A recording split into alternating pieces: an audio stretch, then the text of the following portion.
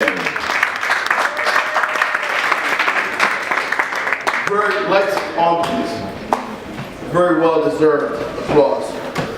And that list is just a short, very short list of those who have received the awards, and it's an honor to be able to present that to them.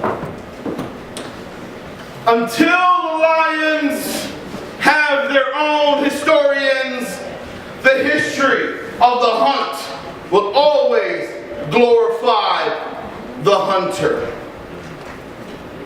This quote from Chinua Achebe speaks directly to the author of history, and you must have heard it broken down as his story.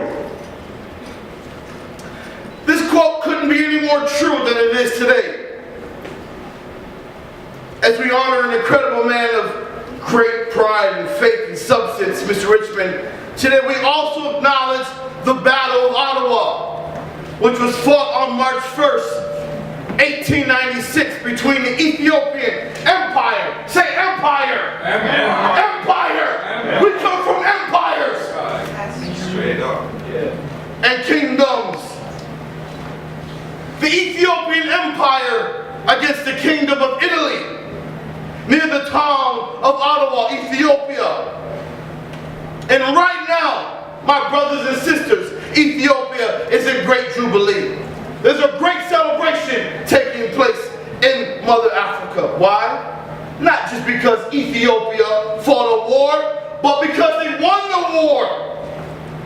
So basically, Italy obtained two African territories, Eritrea and Italian Somalia.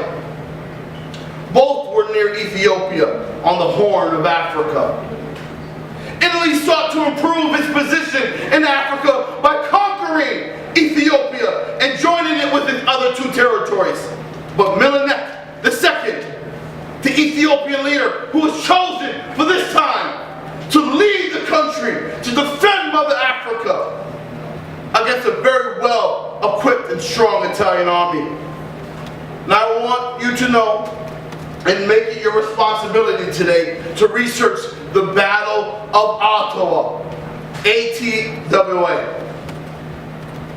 What you will find are headlines of major news outlets declaring the biggest upset in military history.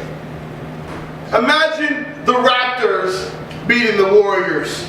Actually, we're pretty good, man. Yeah, pretty good. We actually got it going on right now. Big up for the Raptors. Come on, we in Toronto, right? Make some noise for my Raptors.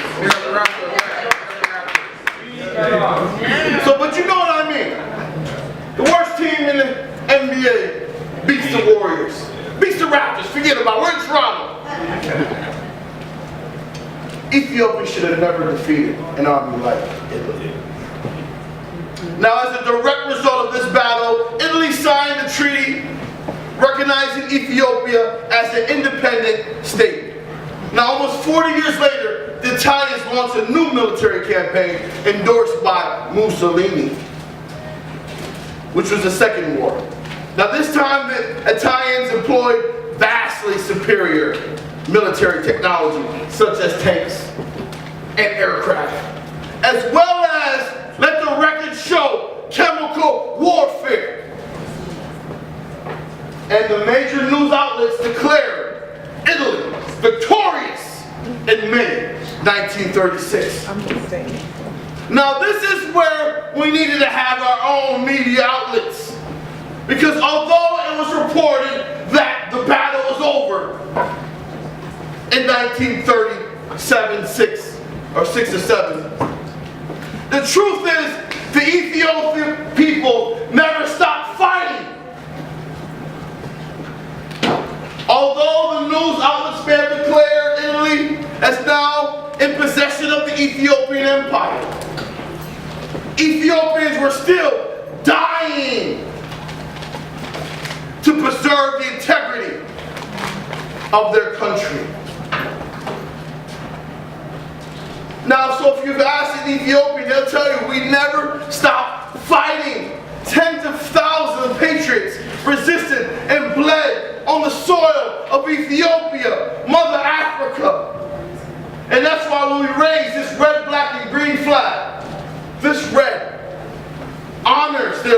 in their sacrifices to defend Mother Africa. They fought in the forest, they fought in the mountains, on their horses, with knives, whatever, in the middle of the night, just to defend their home.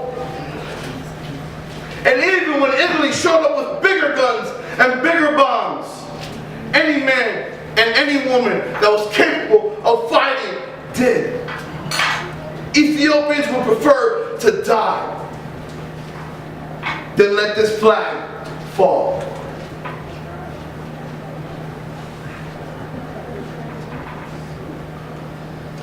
But major media, they never told you that story. They never told you about the illegal gas attacks or the poisons used by Italy so that they can claim Ethiopia as their own. And this is why media is so important today. Because had you known that they were still fighting, you would have known that they needed you to fight alongside with them on their behalf. But never again. With such terrible things happen on our watch. Because now we have access to information and influence. But it takes us, I gotta take us back to a time when we did not have access to information and influence. When there were just a few people who had microphones and the boldness to speak the truth. And that leads me to tonight's recipient of the Jackie Robinson Fortitude Award in media. I'm going to read a quick bio, and then I'm going to take that seat there and I want to ask him a few questions. Because what I discovered is that great living legends like this gentleman here, his history has not been preserved online. His history is not being told for future generations to be able to access. And so, as being a recipient of this award, we take full responsibility to make sure that 100 years from now, they know that you're here, my friend. Mr. Norman Otis Richmond, a.k.a. say the name. Jalali. Say it with me. Jalali. Now, do you want Jalali or do you want Norman or Otis? How would you like to refer to the rest of the evening? My mother, he called me Otis. Even my mother. Even Mama called you Otis. Calls me Otis. That's not my. I wasn't born Otis. You were given Otis. And you like oatmeal? My name is Earl. Earl. Norman Earl. Wow. Well, see, Wikipedia, you don't know that. That's exclusive. You got to come to First Fridays to know that. Brother Otis, born in Louisiana, grew up in LA. So it's easy to walk through Moss Park when you grew up in LA. I found him online after refusing to fight in Vietnam. Anyone else know any great historians, leaders who refused to fight in Vietnam? Give me a name. Muhammad Ali! Yeah. The greatest! Yeah. This man is in this category. This man refused to fight. He said, Viet Cong never called me though. Negro.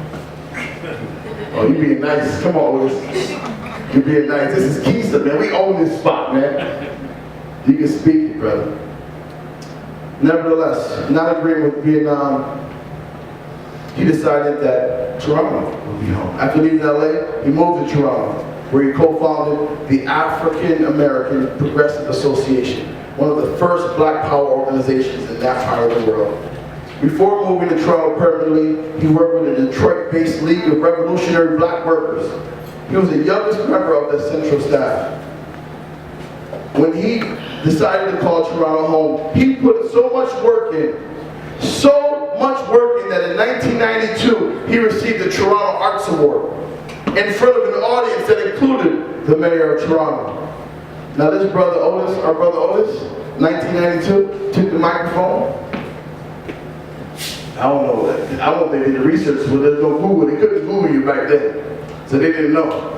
But he took the microphone and he dedicated this award to Mama Shakur, Brother Pratt, the ANC of South Africa, Fidel Castro. That's revolutionary, brother. And the people of Cuba. In 1984, he co-founded the Toronto chapter of the Black Music Association with Milton Blake.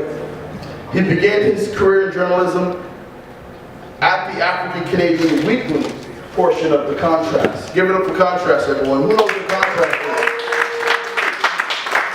Wow. He went on to be published in the Toronto Star, and the Toronto Globe and Mail, the National Post, and so forth, the Share, and of course, Pan-African Newswire.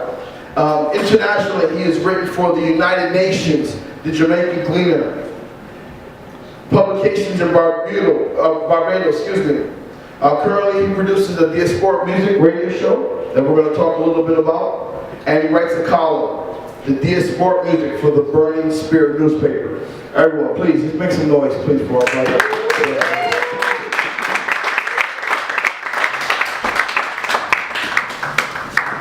Sir. Thank you. Greetings. Thank you very much. Tell us about your revolutionary time on the radio. I started radio at U of T. It was called Radio Varsity at that particular time. And I started a show called Around the Black Community, and I was a big fan of Larry Graham. And Larry Graham, somebody put a rumor out that Larry Graham, I was Larry Graham's cousin. And as a result of that, my son over there, his mother believed that I was Larry Graham's cousin. And I think that's why she married me. Larry Graham is supposed to be Drake's uncle. Yeah, Larry Graham. So we're going to roll with that then. We might as well just roll with that. He was 1 in a million. I'm going to take you higher. Yeah, he was Sliding Family Stone, and he went to Grand Central Station and Larry Graham. And he took Prince into the Jehovah's Witness situation. I mean, he converted Prince. He brought Prince into the 70 minutes. So what is Prince? Jehovah's Witness. Jehovah's Witness. Yeah. That was Larry. For whatever. Not making a judgment. That was Larry that did that. But anyway, Larry Graham was Yvonne Kentish thought I was related. And plus I had a nice falsetto. She used to like the falsetto singing. I could do the Delta high. You did high? Oh, I could